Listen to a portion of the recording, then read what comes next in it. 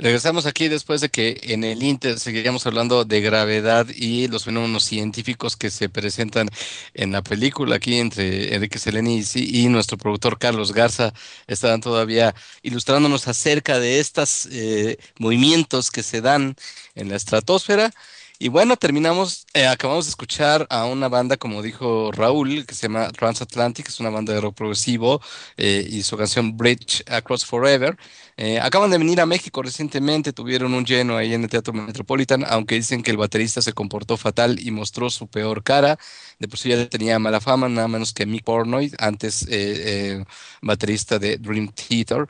Pero bueno, pues esperemos que la próxima vez nos vaya mejor con esta banda, y venga en mejor plan este hombre. Por lo pronto nos vamos con nuestro experto en economía, César Iglesias, que ya llegó para su sección Ecomunica. ¿Qué tal, César? ¿Cómo estás? Muy bien, ¿cómo estamos? ¿Qué dice la sala? Hay mucha actividad hoy sobre Gravity. Exactamente, pues es el tema de hoy y vas a ver la perspectiva política, a ver qué te parece que le vamos a dar en la charla del día de hoy, la percepción cultural, pero tú nos traes ahora pues también un tema bastante importante, que es el tema de Ucrania, César. Sí, en efecto, creo que es muy importante analizar este tema justo en este tipo de medios alternativos, porque se está generando, vaya, una avalancha terrible de información, tanto del lado occidental, digamos, en el lado proamericano del capitalismo occidental, como del lado prorruso del capitalismo oriental que busca cierto tipo de imperialismos. eh, Veo que tanto los medios de comunicación en Estados Unidos como las televisoras rusas reproducen, pues quizás ya de una forma pero muy insistente, un discurso que creo que va a modificarse, no será el mismo que la Guerra Fría, sino más bien un discurso que pretende apoderarse de forma cínica de la realidad que sucede en Ucrania. Quiero avanzar sobre unas líneas, algunas ideas que he venido, digamos, tratando de descifrar de lo que está sucediendo en este país que es una bisagra histórica entre el paso de Rusia y, digamos, hacia Europa. Es, digamos, un componente histórico que tiene una gran tradición dentro del espacio geográfico que significa la unión del continente eurasiático, digamos que de esta parte llamada eurasiática, ¿no? Bien, ¿a qué me refiero? Creo que lo que sí ha sucedido es que pareciera que por un lado los movimientos que están desarrollando los golpes de Estado se van apoderando de una lógica en donde lo que está en juego fundamentalmente eh, es la disputa de lo que significa, desde mi perspectiva, una situación económica. Me explico. Creo que el inicio de esta crisis, sin lugar a dudas, fue el problema de la crisis del 2008 que desató en mucha medida un descontento social muy grave dentro de Ucrania. Y han habido digamos, dos desarrollos históricos que han querido darle la vuelta a esa crisis. Por un lado, es la Unión Europea que busca subordinar el paso en términos geopolíticos, geoestratégicos respecto al paso del gas que viene de Rusia y quitarle la influencia que tiene esa región en términos geopolíticos, el imperialismo ruso, este imperialismo que busca posicionarse de nueva cuenta, este tipo de capitalismo que busca darle una nueva coherencia al mundo, un nuevo relato. Y creo que también, por un lado, también Rusia busca subordinar a su lógica como un satélite más sin atender a las necesidades de lo que está sucediendo en la población. Entonces, creo que estamos enfrentándonos a dos proyectos de capitalismo que buscan de manera degradante darle salida a una crisis que finalmente no la hacen como para la población, sino más bien para sus medidas en sus desarrollos geoestratégicos. Creo que en ese caso la población está siendo el descontento de la población está siendo llevado a cabo a una contrarrevolución. Ahora no es la Guerra Fría, porque ya no tienen la careta, ya no está este simulacro histórico que significó de una u otra manera el socialismo real, esta caricatura de socialismo, esto que nunca fue socialismo, sino que más bien lo que tenemos en estos momentos, en muchos de los sentidos, es ya la careta de este capitalismo despótico que surgió a partir, bueno, que se refortaleció un capitalismo cínico, ya con tintes occidentales, buscando ser la misma figura que Occidente en Rusia, un capitalismo que surgió a través de las burocracias, del Politburó, que se convirtieron estos hombres de la burocracia en los grandes capitalistas que buscan de una u otra forma subordinar de manera imperialista estas situaciones en Ucrania. Y por otro lado, también la Unión Europea, que está urgida de subordinar recursos naturales a su, digamos, a sus necesidades productivas, porque la crisis le está pegando demasiado, y en ese sentido el gas, el paso del gas en Ucrania, el desarrollo militar de las bases militares en Ucrania de Rusia, son un problema, y entonces buscan de una u otra forma anexarlo.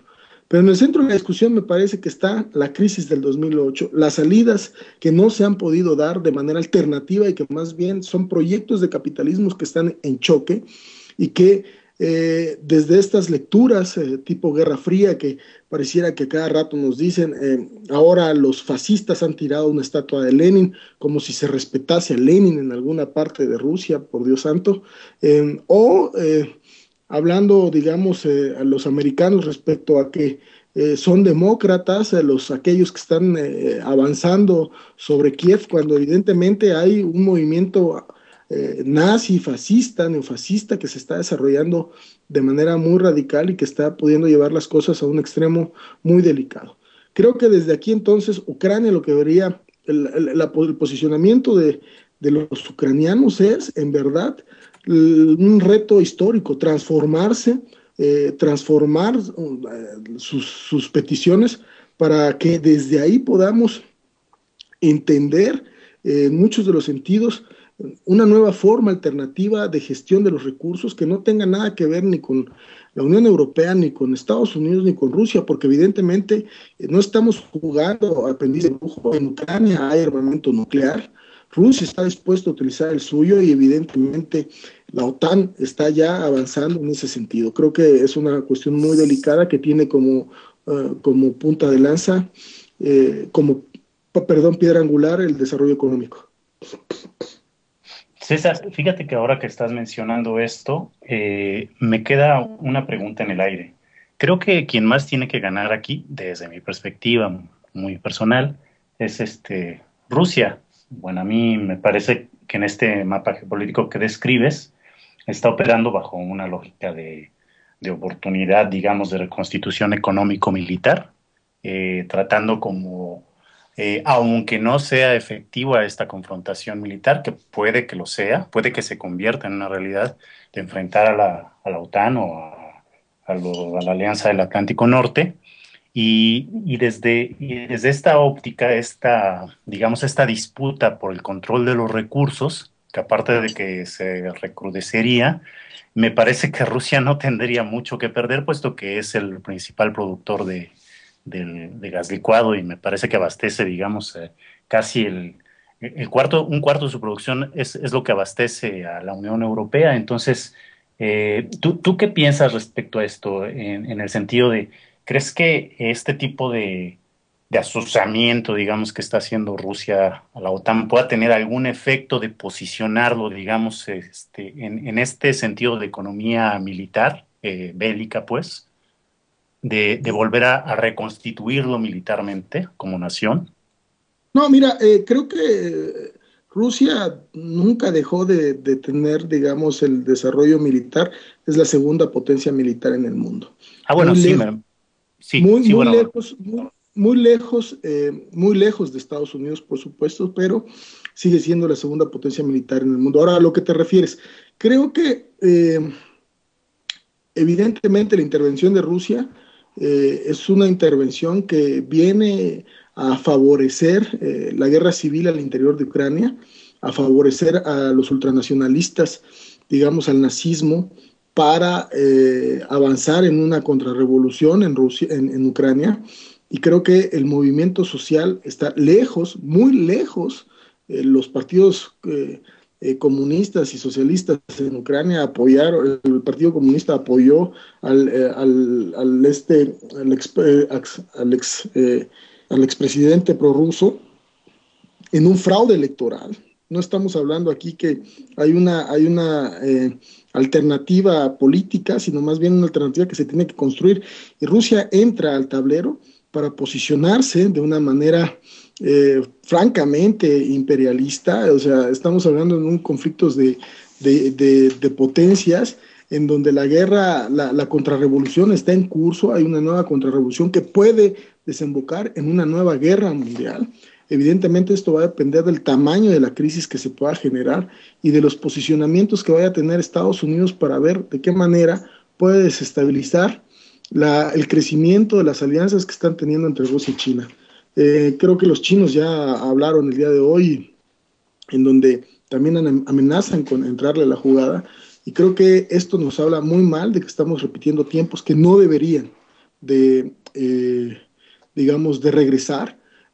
Ucrania debería de generarse condiciones a sí mismas para ser esa bisagra. No es un proyecto en donde quieran ser parte de la Unión Europea, no es un proyecto en donde quieran ser parte de Rusia. Eso es justo el discurso. No, pero sí ha sido un proyecto que, digo, Ucrania se ha declarado abiertamente por integrarse a la OTAN. Es decir, también...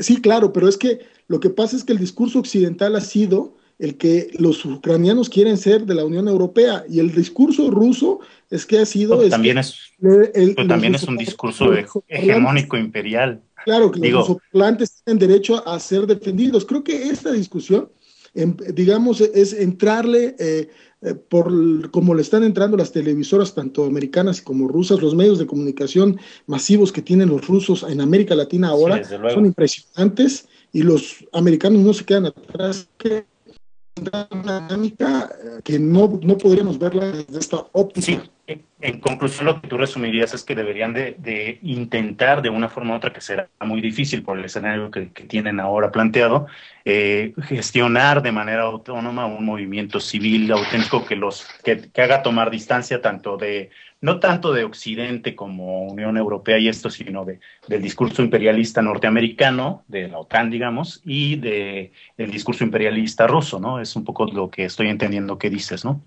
Sí, claro, aunque creo que ahí yo no llevaría, digamos, el tipo de modernidad capitalista occidental y el tipo de modernidad capitalista oriental. No lo dejaría nada más como un choque entre Occidente y Oriente, como justamente lo ha querido hacer, ese discurso ha querido hacer la Casa Blanca con Samuel Huntington.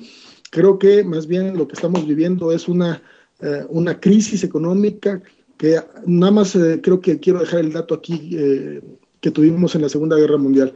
La crisis económica empezó en 1929 y la Segunda Guerra Mundial estalló aproximadamente una década después. Nosotros tuvimos la crisis en el 2008 y estamos ya entrando en una zona de turbulencia muy importante.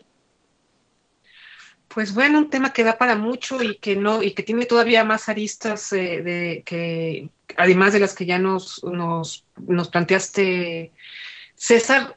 Basta ver un mapa donde están desplegadas las ojivas nucleares de Estados Unidos y de la OTAN, y cómo rodean Rusia, Ucrania, y pues Estados Unidos no. Entonces también habrá que ver eso y todo lo que está en juego. Pero bueno, creo que todavía es para platicar muchísimo esto, y pues te agradezco mucho, como siempre, que nos des esta perspectiva, y pues nos vemos en la próxima.